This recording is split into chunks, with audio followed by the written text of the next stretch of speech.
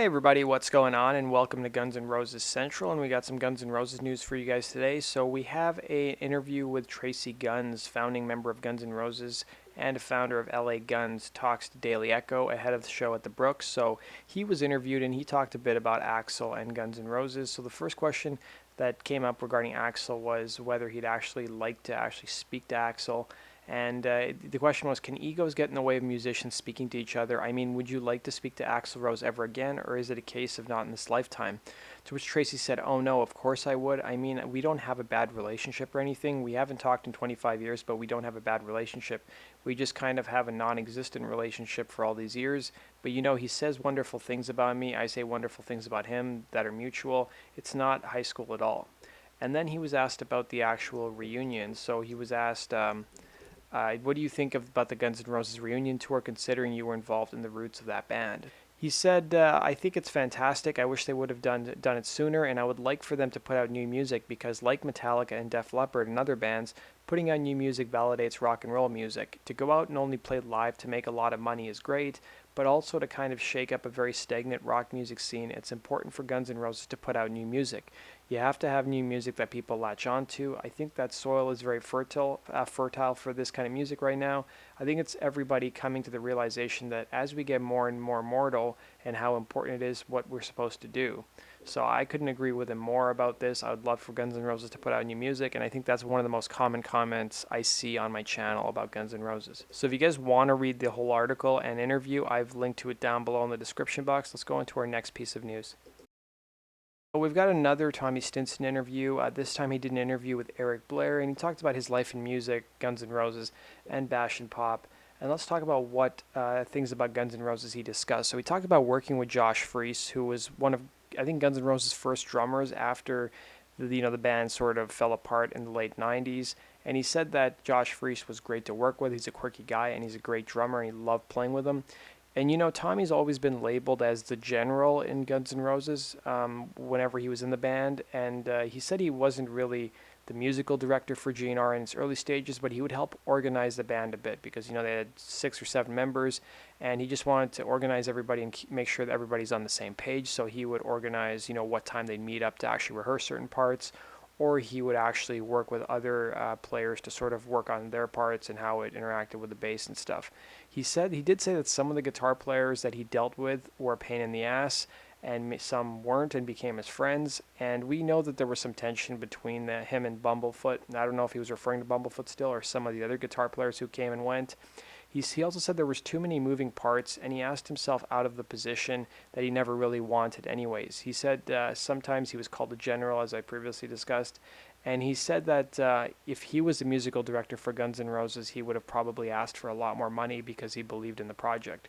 He also talked about playing at Rock in Rio, and they didn't really specify whether he was referring to Rock in Rio 3 or Rock in Rio 4, but he said he played Rock in Rio, and basically at that show he couldn't really hear anything, and he could only just see Axl's lips moving, and he was kind of worried that he'd be playing either the wrong part of the song or playing a completely different song. But he said it was bananas playing Rock in Rio, and he also said that Axl's a very loyal guy and a beautiful guy, and he's no harder or easier to work with than anyone else that Tommy's worked with in his career. And he said that Axl's a very passionate guy as well. So if you guys want to watch the whole interview, I've linked to it down below. Let's go into our next piece of news. And then Slash basically came out and endorsed the new King Kong movie. So that movie, I believe, is out this weekend. And he said, if you're planning on seeing the King Kong Skull Island movie this weekend, let me tell you, it's effing awesome.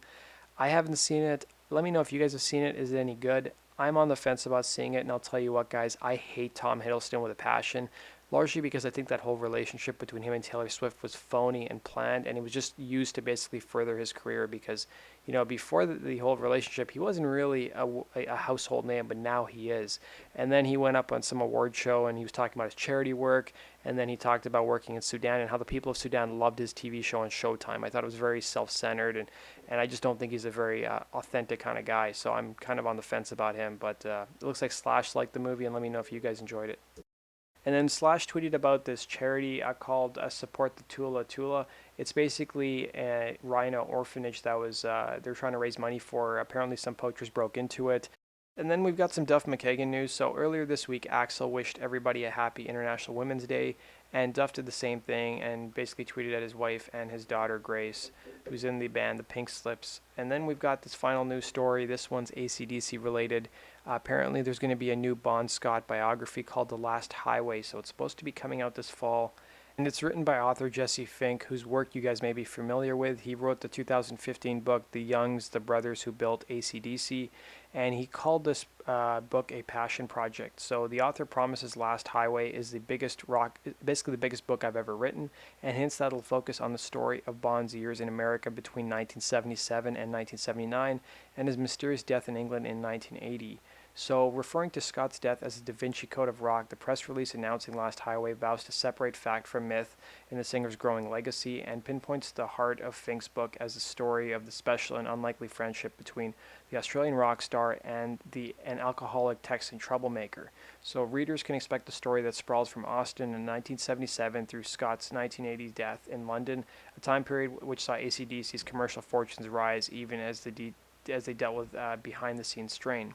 So in addition to the background information that Fink dug into while writing the book also benefits from what the press release lauds as unprecedented access. So not only to people from Scott's personal life, but the newly unearthed documents as well as a treasure trove of never-before-seen photos culminating in startling new information about Bond's last hours to solve the mystery of how he died. So the book is set to be released in the US on November 7th, and you can actually pre-order it now. So I've linked to the news article on Ultimate Classic Rock where you guys can pre-order the book. That does it for today's news, guys. Thanks for watching. Let me know, are you guys going to buy the Bon Scott book? I'm always kind of skeptical when I hear these unauthorized books come out and they get unprecedented access. I mean, I know I did a review of The Last of the Giants by Mick Wall, and that book surprised me. Like, I enjoyed it a lot more than I did, but it doesn't necessarily mean that it was factually accurate. I just found it enjoyable. Whether the stories were actually true, that's another thing. But let me know your guys' thoughts. And, to be fair, I looked at Jesse Fink's previous book, The Youngs, the Brothers Who Built AC/DC. On Amazon, it's got a 4 out of 5 star rating, and then on Goodreads, it's got 3.9. So, I mean, it's got some pretty good reviews, so maybe I'll check the book out, and maybe that changes my opinion a bit. And make sure you subscribe to my YouTube channel for all things related to Guns N' Roses. And be sure to like this video if you enjoyed what you saw. And be sure to follow me on Facebook and Twitter. The links to my social media pages are down below in the description box. So thanks for watching, guys, and have yourself a good day.